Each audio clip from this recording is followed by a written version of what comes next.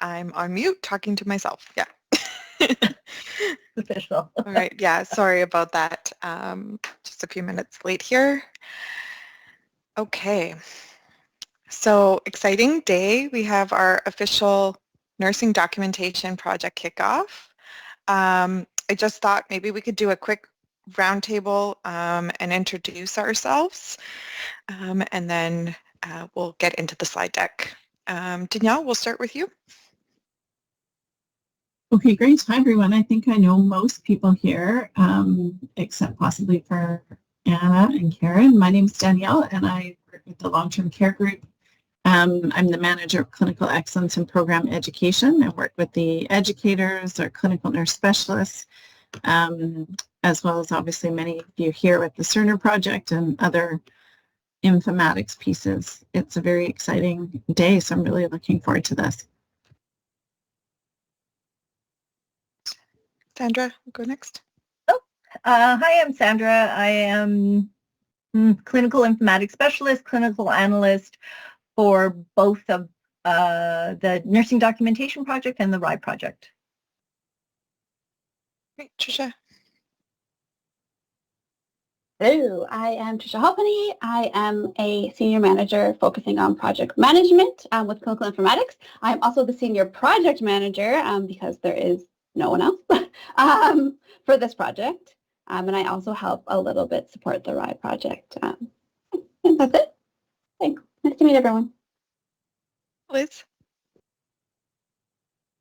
Hi, everyone. I'm Liz Sekulik, and I'm one of the nurse educators that's been hired to work on this project. Great. Thanks. Skyla.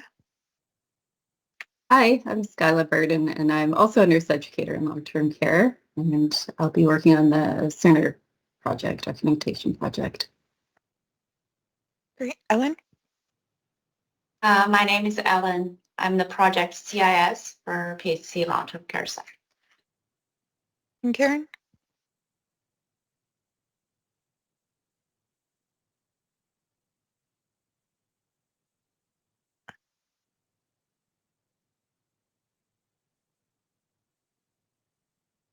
Thanks. And then we'll go over to the VCH group. Dylan. Yeah, hi everyone. My name is Dylan. I'm a manager with Community Clinical Informatics supporting the long-term care portfolio. Great. Anna. Hi, my name is Anna Chu, and I'm the Clinical Informatics Specialist for VCH LTC, working alongside Dylan's team. Thanks, Anna. And Fatty? Hi, yeah, so my name is Fatty. I'm a project manager with the CST Cerner group, working on a couple of projects that have to do with Cerner, integration with the Clinical Command Center, and others as well, DRO, and now LTC documentation. Great, thanks. And Victoria? We're just doing some introductions. I just saw that you joined. Hi, everyone. I'm Victoria Casas-Alquaz, the new CNS part-time for long-term care, and used to be a learning specialist for CST, actually, as it was starting. So happy to be here. Thanks. I think mostly everyone on the call knows me, but I'm Ivana, and I'm the Clinical Informatics Manager for Long-Term Care at PHC. Okay, so I'm just going to share my screen here.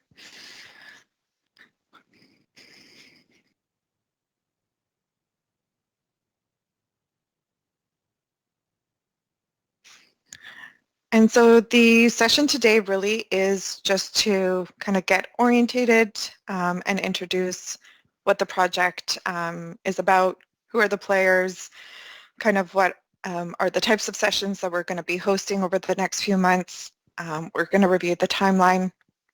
But again, during this meeting, please feel free to just raise your hand, ask questions, and then if we have run out of time, then please just forward me your questions and I'll get back to you as quickly as possible.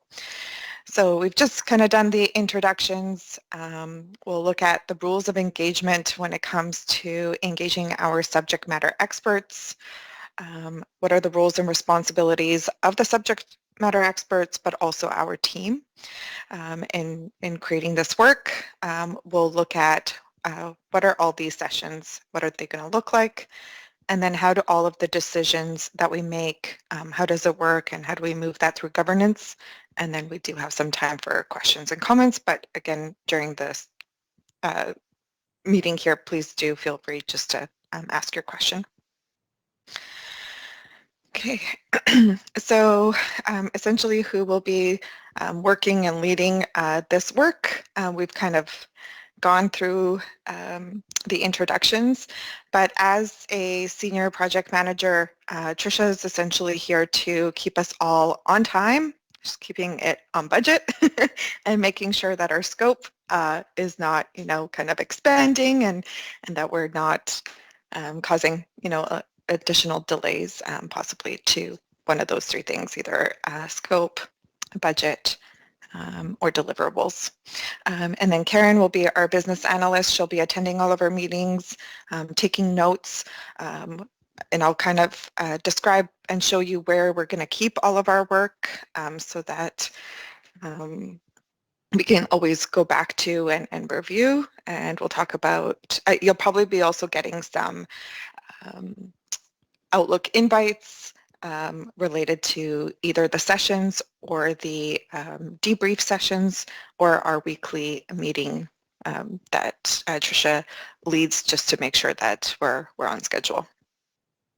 And then Patty is our build manager and will be working alongside us as well.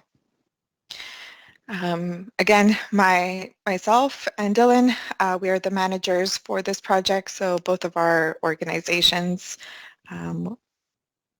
essentially are trying to create an enterprise solution for nursing documentation. Again, just to reorientate you, we at PHC are already using Cerner, but the nurses are not full scope, so we are increasing their scope. At PHC, some of their owned and operated sites already have registration that they've enabled with Cerner, but they have not been full scope. So the goal is to bring them alongside through this design process, through this build process, and the implementation process so that they will be really nicely ready for when they're ready to go live with CST Cerner. So Ellen and Anna are co-leads on kind of moving this work along. They will be looking at all of the documentation and the forms that our nurses, our CAs are using in long-term care at both organizations and making sure that we're in alignment of what should be still on paper or what's going to be entered in Cerner.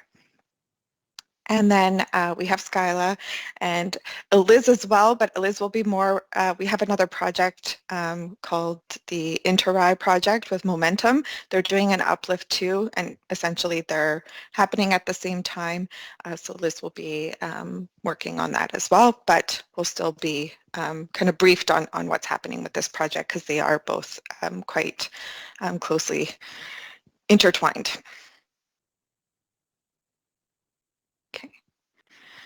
So just kind of going back and kind of the history of this project. So in 2008, the Ministry of Health did issue a strategic priority requiring all of our health authorities in BC to standardize their clinical information systems to one of two core clinical platforms. So that's Cerner and Meditech. So maybe a lot of you have heard, but Fraser Health, they have gone with Meditech.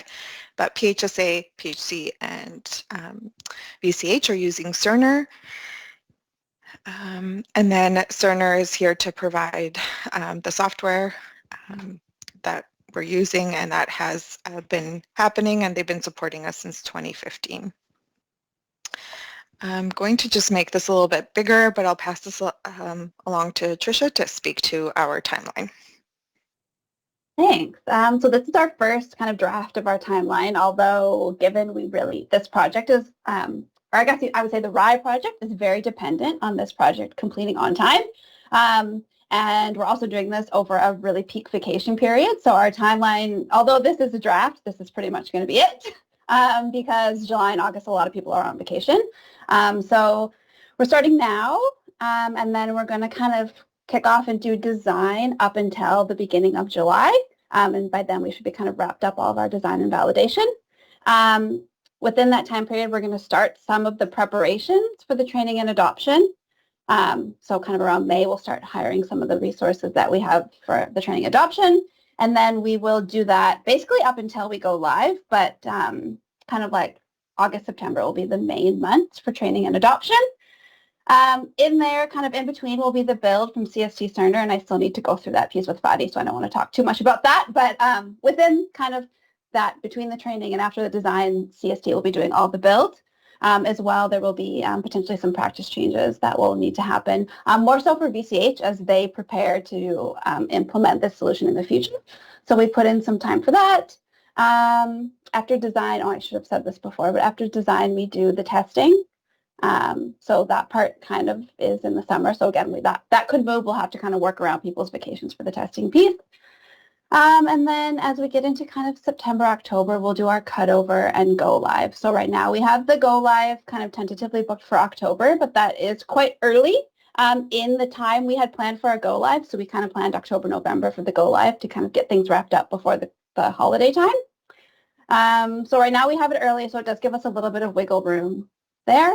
Yeah, and that's kind of it, I think, for the timeline. Thanks. Any questions so far? Okay. Yep. Okay. So I think, yeah, kind of the big question is, what are all the sessions that we're going to be hosting and what do those sessions look like? So we're following the standard CST design and build methodology. We're just following the same process as CST as the project implemented. So we typically start off any project or any design with an overview session, but we're doing because we have like a short runway to get all of this work done, we are combining the overview session and the requirements gathering sessions together. So essentially we'll be hosting 2 of those sessions, and you might see some invites coming out soon. We are tentatively hoping to host our first overview requirements gathering session on March 21st. So the overview piece, so our first session will break down the session in enterprise design. So what we're going to do is we're going to explain to our subject matter experts what is the project, what do our current end-to-end workflows look like in long-term care. This is not a design session, so essentially they're just being informed of what currently exists in Cerner, and then what are our expectations of them moving forward. And so again, yeah, we're just trying to socialize the enterprise workflows and support design decisions along the way. So the requirements gathering piece, as I mentioned, will be part of that first meeting. And this session is to gather and cross-reference details and their requirements from the SMEs. We're doing that prior to the design sessions. So what we are doing, Sandra at PHC and Anna at VCH, they're looking at all of the forms that we're currently using in long-term care. So ones at PHC are those ones that are found on FormFast. And I'm not sure if you guys are leveraging, again, FormFast at this point or not. No, right? Okay. So yeah, it's basically any forms that the nurses are using and the RCAs are using. And we're compiling that information, and we're going to create a slide deck for that first session that's going to capture each one of those forms, and then this is where we're going to be asking the subject matter experts to say, okay, are these forms aligned across both organization? Does this form need to continue living on paper? Perhaps there's like a wet signature that's required on that form, so we're going to keep that on paper. And then what should be built in Cerner? So this is the kind of precursor to the design, basically looking at what's on paper and what are we going to be moving over into Cerner. So Ivana, can I just say that, for PHC, we've already created an Excel spreadsheet. So we've done some of the pre-work on our side to take those forms, look at, how we're using them, seeing whether this is something that we're pivoting into Cerner or we're keeping on paper. And so I can probably share that, Anna, with you so that you have an idea kind of what we've already done. Ellen? I just want to add a little bit up here. If any form need updates, and this is the perfect opportunity for our program to take back and see what need to be added or what need to be deleted or removed from the forms. And I don't see anybody as a practice representative from VCH side. So just the question I put it here, I kind of wondering whether they need to do something similar.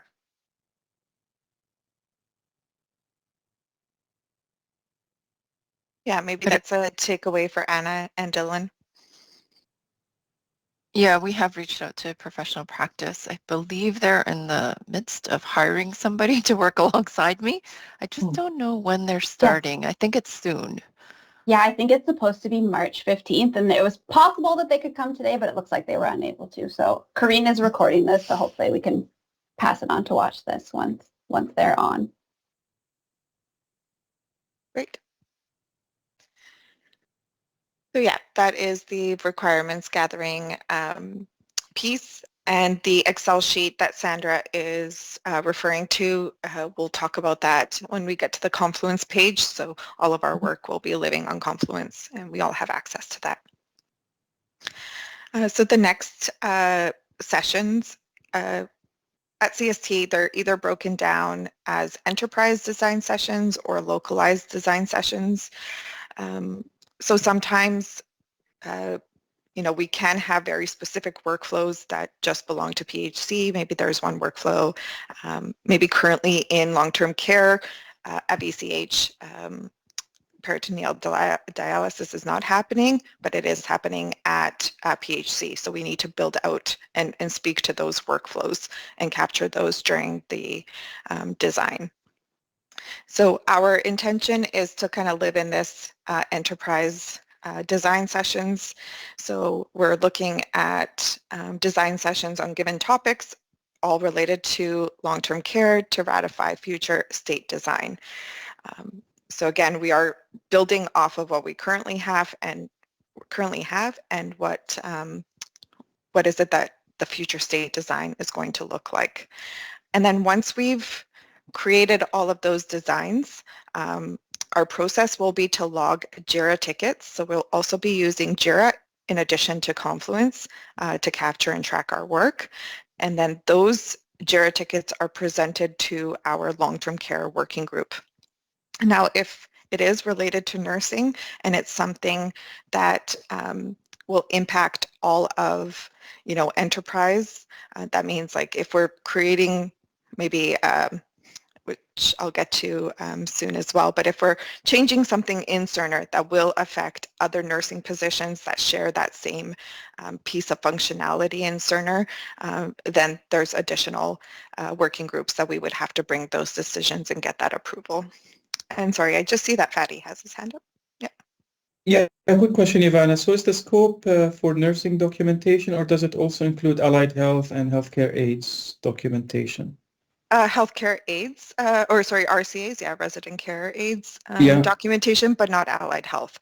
We are including allied health to come to our sessions to inform the overall workflow because there are going to be some impacts to their workflow now that nursing is moving over. Okay. Great question.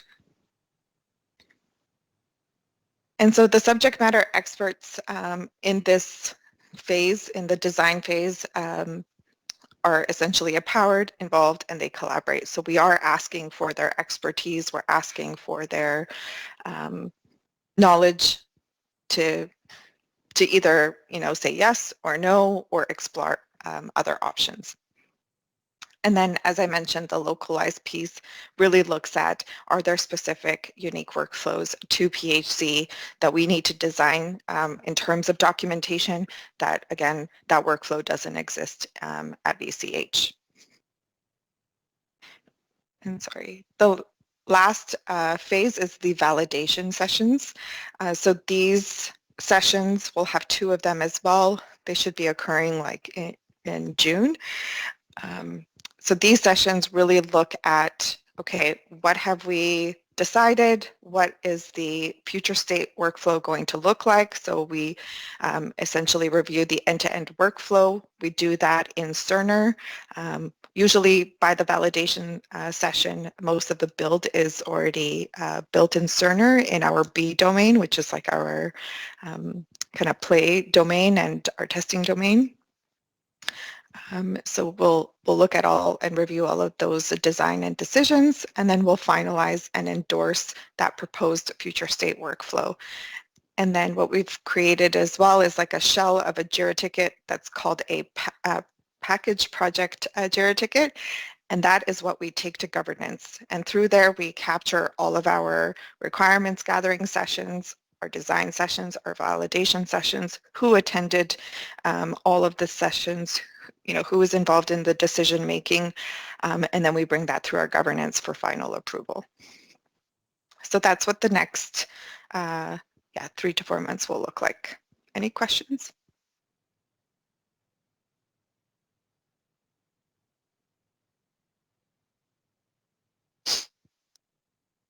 So I do want to just kind of talk about how these sessions are run. So yeah, kind of looking at that rules of engagement for all types of sessions. So these sessions will elicit a lot of questions. There will be a lot of conversations, sometimes even some debate and some heated conversations too. So if we can't address those during the session, we will take, we'll kind of have like a line item for parking lot where we'll capture all of the questions or suggestions, and that could be something that is related to scope that we can't kind of address in that session, or something that is maybe not even in scope, and then we'll work through all of those. And then as the team for this project, we really want to encourage that our subject matter experts do speak up in these sessions. They are being sent by the organizations. We do view them as experts.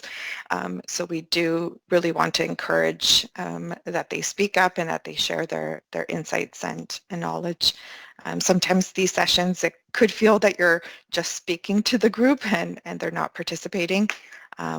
So I think we just want to be mindful that it is very important to encourage and be not only hosting the sessions, but also being those change managers and moving things along.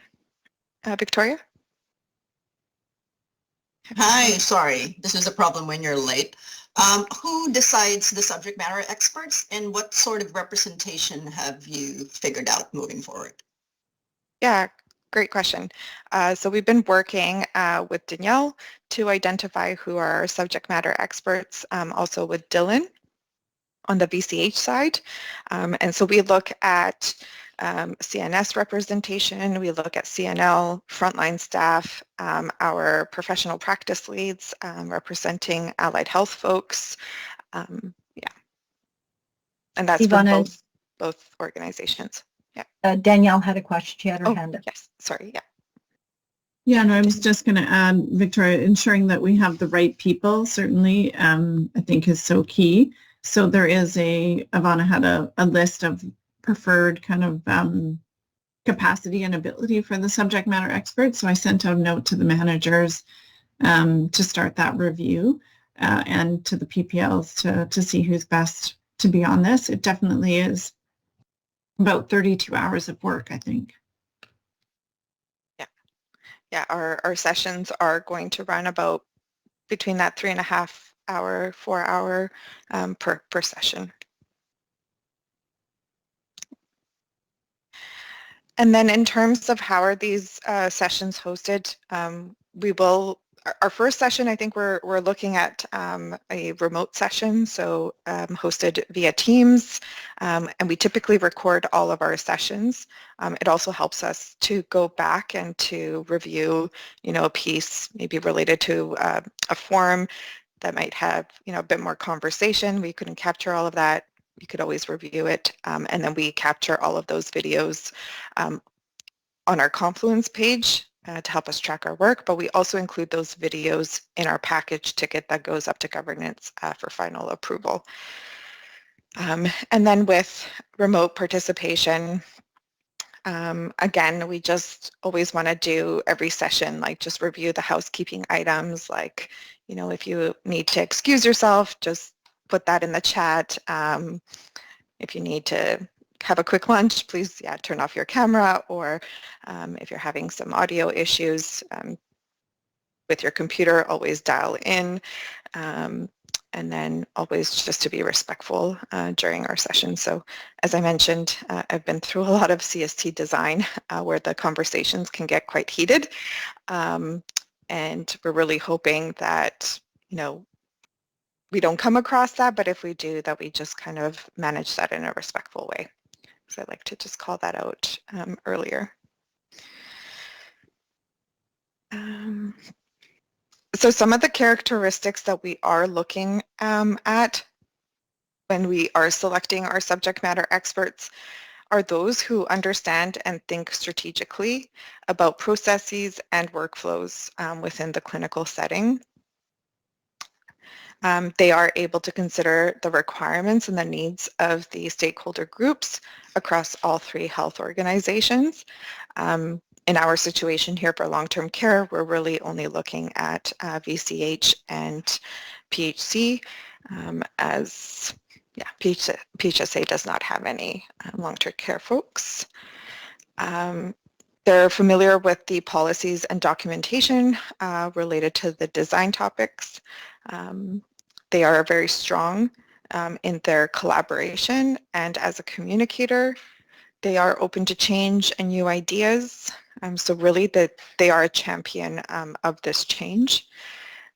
They're able to confidently make informed decisions within their area of expertise, and then they're able to positively influence their peers. And then that they are able to provide feedback in a respectful and constructive manner, and that they're solution orientated.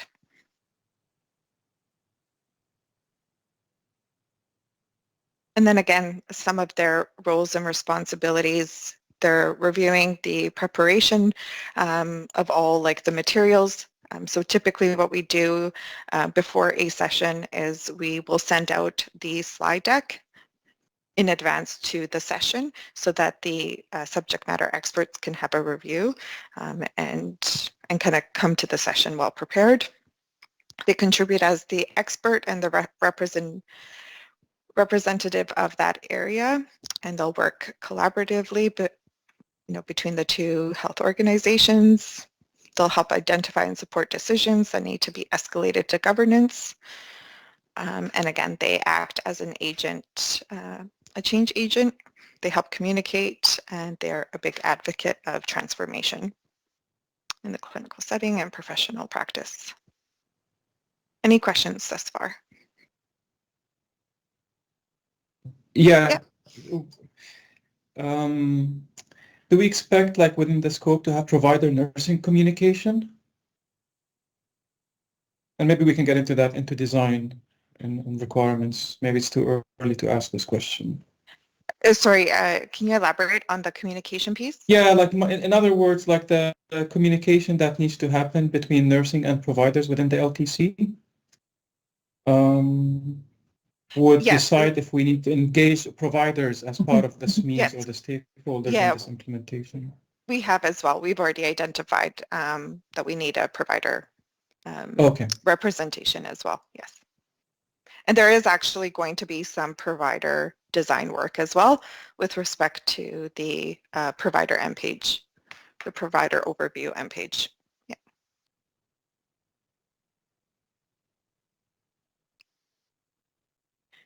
So do just want to kind of review quickly on the governance process with CST. So our design and validation sessions, they'll be held collectively. Again, our subject matter experts, they help inform that future state design, and they identify what needs to be built or changed. And then we take those decisions to appropriate working groups. They review that submitted change or new build. If the working group cannot agree upon decisions or design, then that gets escalated to a higher group called the Core Clinical Operation Advisory Team. And then if they're not able to come to a solution and ratify that decision, then that gets escalated to our Clinical Steering Committee. So at the design session, that's our group with the subject matter experts. The CST working groups, so majority of our decisions will be going to the long-term care working group, where we have chairs from both organizations, and then some of you might even be asked to join as members, where they will be reviewing all those JIRA tickets that we submit for the changes to the Cerner platform. And as I mentioned, if something is touching, for example, like a certain document that's available in Cerner, say there is what we call a dynamic document. It's kind of just like, looks like a piece of paper that you're going to enter in your note. If there's an existing template and we as long-term care nurses want to leverage that functionality in Cerner, but we want to make a modification to that template, then that decision needs to then go to the Allied Health and Nursing Working Group, and that's the group that would look at that change request and either approve it or decline or move it up to this C-code team to make the final decision. So again, if it's strictly not impacting anyone else and it's just for long-term care, then we can move it through our long-term care working group. But if it's touching like enterprise, like a nursing position functionality, then we bring that to the Nursing and Allied Health working group. And this kind of work doesn't really live it lives mostly like with me and Dylan as managers. So we'll take those decisions through the governance process. But you're just kind of there to help inform decisions need to be made. Okay, any questions?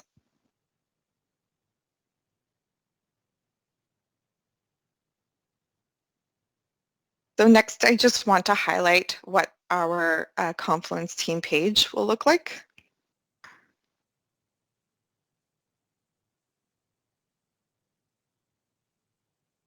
And if you can all just maybe give me like a thumbs up if you have access to Confluence, and I will copy this page and enter it here in the chat. And then if you guys can just all launch it, that would be great. And then you can just confirm if you have access.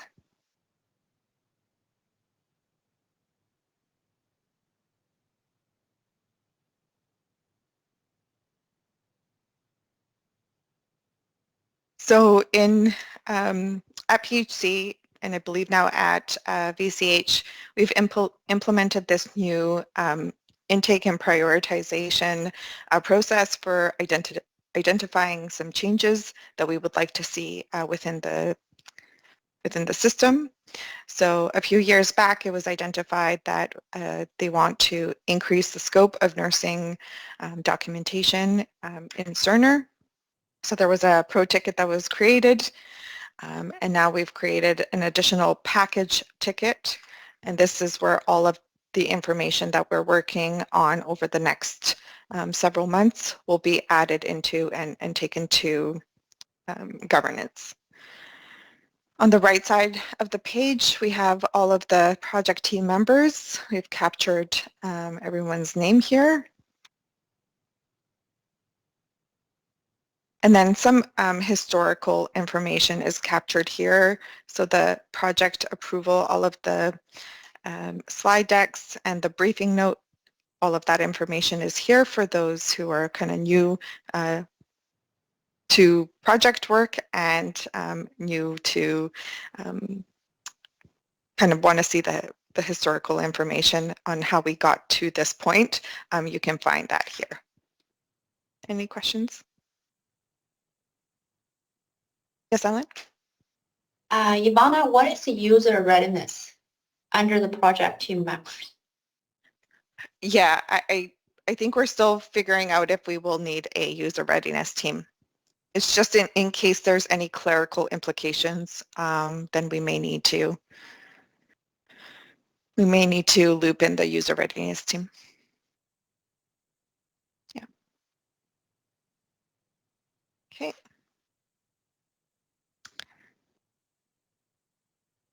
So again, yeah, just this section here, you can always take a look at kind of with the current state high-level work that's happening in long-term care. Another really great resource before we all get started is to look at the CST Cerner Help LTC splash page. Here is all of the long-term care workflows and their associated workbooks. So if you're interested to see kind of before we get into the actual sessions, if you're wanting to have a read, this is a great page to look at. And then this long-term care workflow link that will take you to all of our workflows. So they're all categorized here as LTC moving in and admission. And as you'll see here, all of the package tickets that we took forward to governance are also captured here with all of the historical decisions. So all of them are found here. We've also captured the project timeline, so we'll be updating this as we move along. And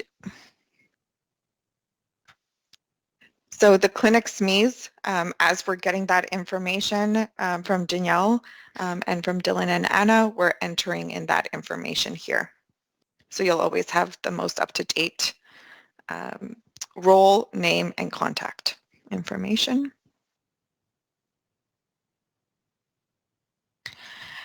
And so to keep us organized and to keep us on track, we've broken down our project tasks based on weeks. And then we're doing that from March to June. So right now we're kind of here. We're looking at collecting any outstanding documents or forms. We're hoping to send out some agnostic workflow videos to the VCH subject matter experts and to our PHC ones that are brand new. We're doing the project kickoff meeting. We're confirming all of the sessions and then looking at training of VCH CISs and educator on Cerner workflows. So we'll be reviewing this weekly. If you're kind of, like, okay, where are we in this process, you'll just come to this link here, expanded, and see where we're at. And then Karen and myself and Tricia will be, ticking this off as we go along. Any questions? Is this helpful to see? Yeah. And then we'll be looking at the provider, nursing, allied health, and clerical, if impacted, the manuals. So currently we have existing CST Cerner manuals for all of our workflows. However, with this change, we are going to make some modifications, so we'll add those here so that we know which books we're working off of. And same with the workflows. And then we'll have all of our sessions here. Those will be captured, the dates. We're going to add the PowerPoint slides here as well. And then after the session is complete, all of the recordings will be here as well. And we'll have the list of SMEs on who attended the session. Smart tokens we can talk about a little bit later, kind of once we get more into the design process. And then lastly here we have a list of files that you can attach. And I'm not sure if people are not familiar with this, how to use Confluence in the site, but essentially you can just upload your file here and then you can continue to work on it. Let's say Danielle also wants to work on the same slide as myself, then what she would do, she would just expand the ND project kickoff slide. She would click on this lock to edit and then edit in Office, and then she'd be able to create the newest version of this slide deck. So this way we don't have to like transfer files all the time. You just come to this page if you want to modify a document or a slide deck. You would be using this process. And feel free as well to always reach out to me at any time. I can always hop on a call if you're like, oh, I don't know how to do this. I know in the beginning I struggled with it a few times, so please feel free to reach out at any point. And for any of these processes, I know it's a lot of information. There's going to be a lot of questions. I'm free to, if answer a ping if you ping me, or an email, or even a phone call. So yeah, please don't hesitate. Yes, was it Tricia? Sorry. Oh, no, Victoria. Hi, sorry, this might be an idiot question. I don't have historical context, obviously, so I'm just trying to fill in the gaps. But is it safe to assume that the clinical workflows, at point of care is closely mirrored to the workflows in Cerner?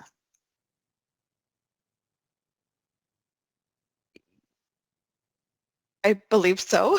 I mean, are you saying like what we've captured in the visual workflow is what they are doing on site? Yes. We hope so. Yes. However, yes, they should be. Yes. However, we have found, and this is not just to long-term care, but this is across all programs and all clinical areas, that things deviate. People become really comfortable with their workflows and they find little workarounds. So this is a great time to really reevaluate. Are we doing things the way that we intended them? Is there areas to improve? Are there things that should be taken away, changed? So yeah, we may discover that things are not exactly how they're captured on the workflow. But Okay, that's our work. That's our job to catch that now in this process and to provide that education or re-education. But Victoria, we do teach to our current workflows. So everything in orientation, it addresses, best practice, current workflow. And then of course, when we get to the unit, we discover, small workarounds that they're doing. But that is not intended to change our workflow because we've tried to align it with what the best practice is currently. Does that make sense? So that generally it gets called out as, oh, I think we need to do some re-education. Yes, I get that. But what I'm kind of trying to figure out is, would there be or are there known gaps or liabilities or weaknesses in the software itself that say processes that is just impossible to kind of capture in Cerner? Say for there instance, may be, there may be, and that's when we look at a form or something that we're doing and we say, this one is best to stay on paper, because perhaps the workflow would end up being too convoluted. So that is part of design. Yes. Would there be capacity? I'm just trying to figure out, kind of the workarounds and trying to forecast what sort of Pandora's boxes waiting kind of out there. And just trying to see, because at the moment we are doing, a lot of advanced patchwork in Fraser due to limitations in the software. And so I was just trying to figure out if there could be ways to manage around paper plus electronic so as not to add to the workload of front lines now. Yeah, like we try to lean the process as much as we can. We're already, we're already doing a lot of patchwork, right? Because everybody else is documenting in Cerner and we're not. And so part of the analysis that I was responsible for doing ahead of time was looking at the documents and seeing if that sort of workflow or documentation already exists in Cerner. So that's what we're going to be talking about at our requirements gathering, because we've already done some of that analysis. Perfect. Is there any chance I could access some of those historical documents as well, so we do not kind of repeat the work? I understand is just looking at timelines. This is very, very tight for me when I'm supposed to provide clinical oversight at a workflow that I do not understand, nor do I have access to all this. So I'm just trying to kind of find a way. So we will, all of the workflows are here on this page, Victoria. So as soon as you get access to Confluence, you can go here. And the other thing that I notice is missing from here is that analysis work. So those spreadsheets, those Excel spreadsheets that I was talking about that I've done already, we should be posting them here as well. Yes, that we've just because we're just starting this page. We don't have everything. We only just talked about this yesterday with Karine. So shortly, those should go there. We're just, I just noticed it today that it wasn't there. So here is where you should be able to come and find the things that you need and then the things that we're working on.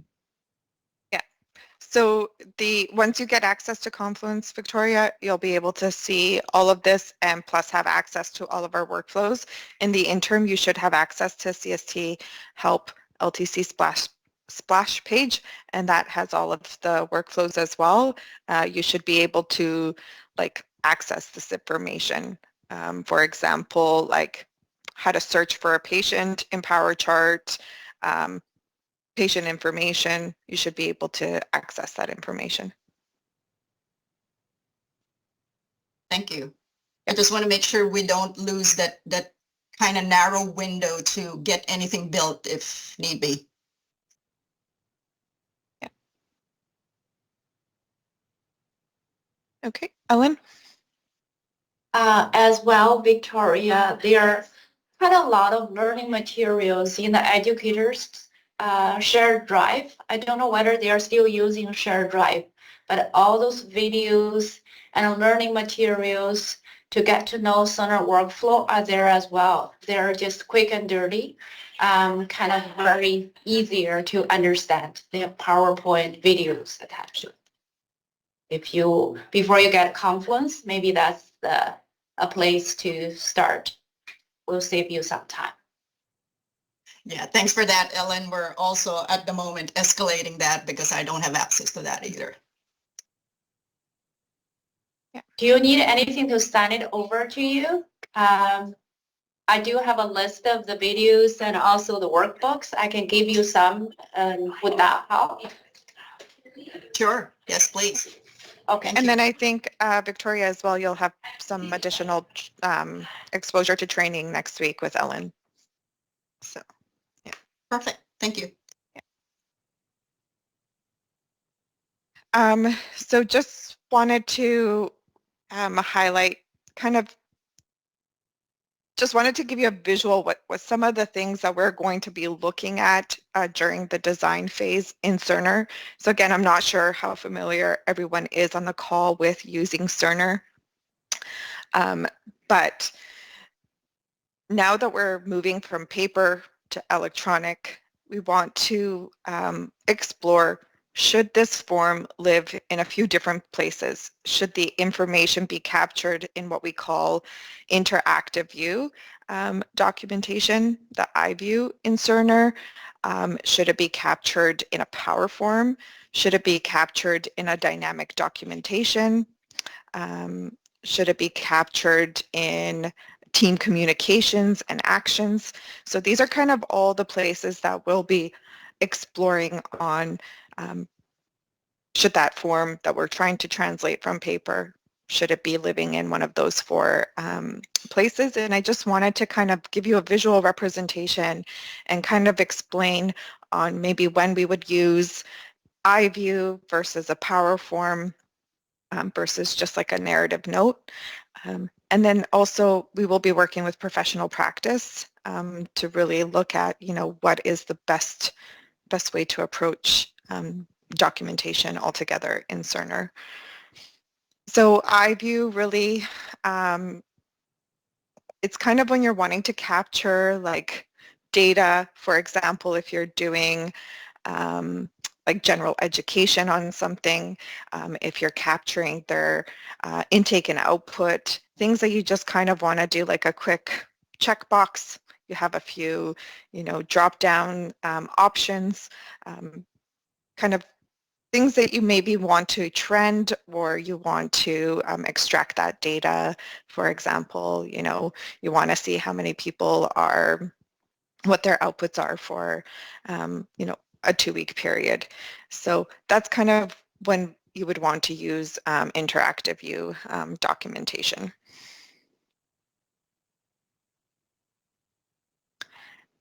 And then sometimes we have power forms that are utilized in Cerner.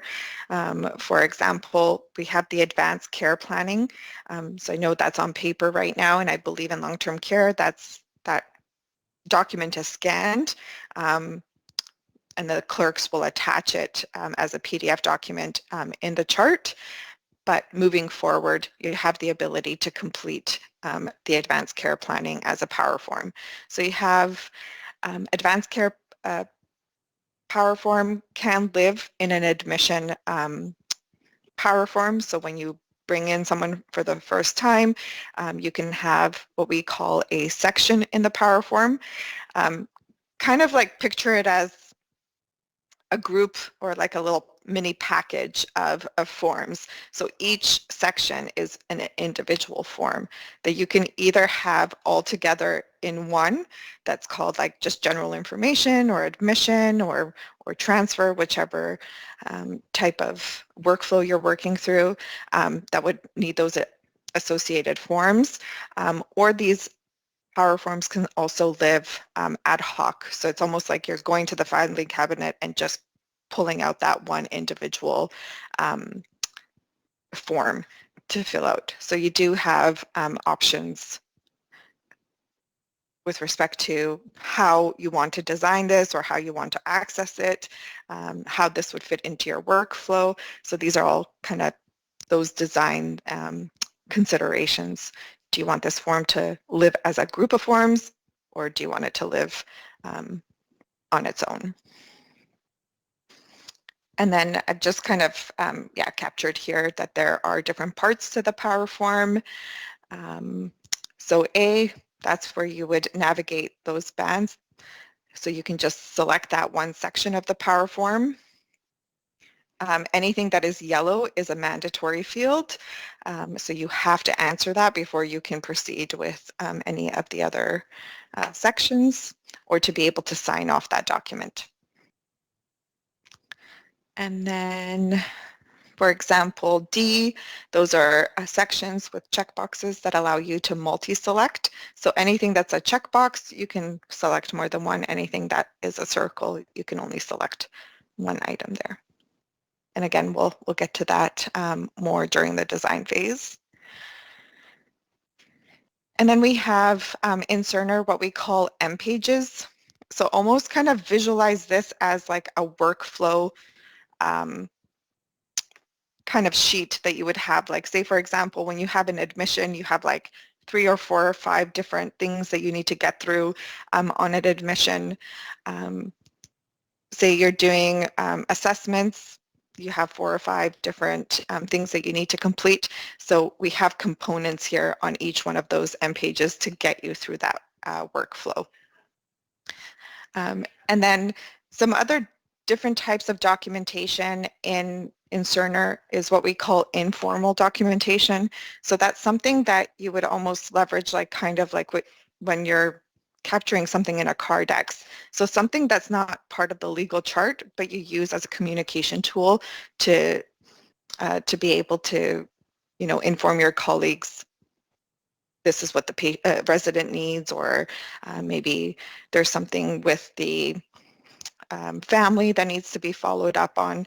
So these 2 sections, situational awareness and planning, and actions, those are just considered informal communication, but they're still discoverable, which means that if you have documented and we do an audit, we're still able to find the information you've entered.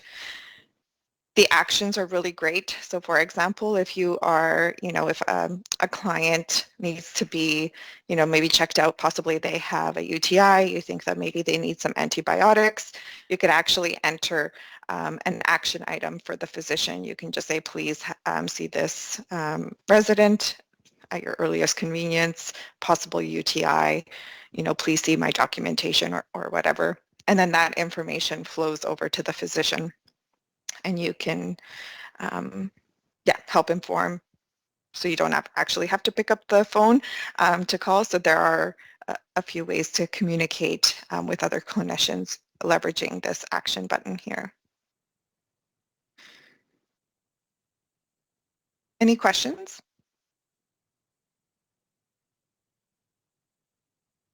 Again, probably a lot of information for those who haven't seen Cerner. Again, just wanted to highlight that these are some of the types of functionality we have in Cerner, and there is a method to how we design and where we capture the information, because when we're thinking of design, you need to think about, okay, who's entering it, how's the information flowing, and who is the information flowing to? How do I extract that data? So again, if there's information that we want to eventually track, for example, what we're working towards is maybe creating a report on, you know, antipsychotic use, or maybe you want to track on how many folks are being diagnosed with urinary tract infections. Is there a specific type of treatment that you're implementing in long-term care, and you want to look at the effects of either the medication or, you know, that specific treatment, either physical or chemical? Then you can start to extract that data based on documentation and based on some of those pre-selected fields. Victoria? Hi again. I'm just being mindful of the language. So I'm very familiar with power plants and whatnot, but this is very acutely focused, just front-facing me at the moment, but it could be my ignorance of not knowing everything else. But I did all the power plants for oncology, which, as you could imagine, everything is in there. From all the treatment and clinical trials as well as outpatients. But this is long-term care. It's just the language and the examples that you're using.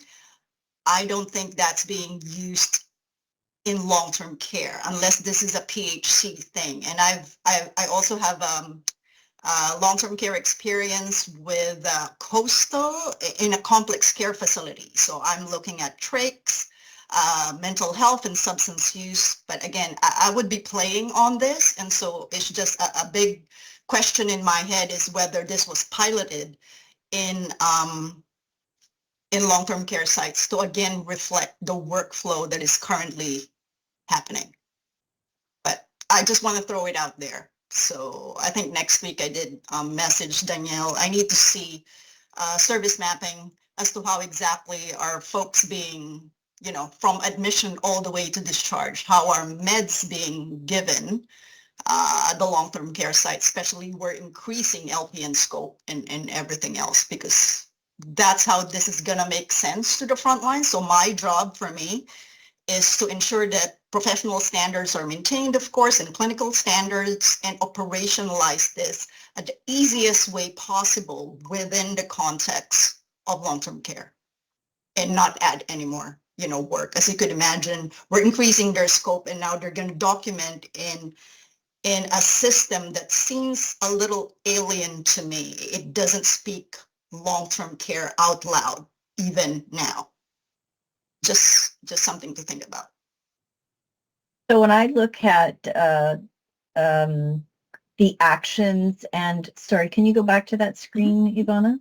When I look at the actions and discoverable or situational awareness and planning, the language in and of itself really, it is the system language, Victoria, and I get that it doesn't make sense, but if you can translate situational awareness and planning is sort of like our shift report. Mm-hmm. Whereas the actions would be our, we have a binder where we put down for our doctors that visit weekly who they need to see. So that could be translated, and we no longer need the binder, for instance, because if we want the provider to see someone, we add it to the action section, and they would then, when they visit, they would know exactly who, because that flows onto their M page. So these are the kinds of workflows that we would have to talk to the SME group about, and this is part of design. Do you want to keep a paper book? Do you want to put it in here? Doesn't mean that we have to. If it creates more work instead of less work, then we perhaps don't incorporate that into Cerner. So this is kind of some of the work that becomes part of design. Does that help? Yep, it does. And I also have a question on home for us as well. And so I'm asking, why is Pam not here, as we're trying to marry that as well? That's just an aside. So, which we'll obviously work on just to make sure that it is reflected on the documentation as well. Great. I do recognize we're just a few minutes over, but essentially our next steps is that you will be receiving weekly Cerner nursing documentation project team meetings and an invite for that, debrief sessions, and the requirement gathering sessions. And then just if you can let me know by the end of tomorrow if you have access to Jira and Confluence. And then just wanted to let you know that tomorrow I am meeting with the chairs for the long-term care working group, and we're standing up those meetings probably bi-weekly as we go into design, so that we can have our decisions kind of dealt with and move forward. Thank you. Thanks for this first overview of all the pieces. I think so many questions, but I look forward to all of it hopefully being answered over time, and certainly sharing this with the managers next week. Will be good. Yeah, thanks. Reach Right. out to I was just going to say. Ivana, myself, Ellen, any of us at any time if you have questions. As Ivana said, we're working on that Confluence page, and things should start to land there, but reach out at any time. And doesn't matter how many times we go through these cycles of design, we uncover something, we stumble upon something. So just really being mindful that we'll probably come across some things that we'll have to work through collectively, but we do get there at the end. But yeah, just part of the process. Indeed. Thank you so much. No, thank you, everyone. Again, Thanks. yeah, looking forward to working with everyone, and yeah, we'll have to celebrate once we hit some of these milestones. So that's what we're working towards. All right. Hope you have a great Thursday. And Liz, I know you're going away, so hope you have a wonderful trip. I don't see you. Enjoy your well-deserved time off. Yeah. Thank All right, you. thanks. Bye. Take Thanks, care. everyone. Bye.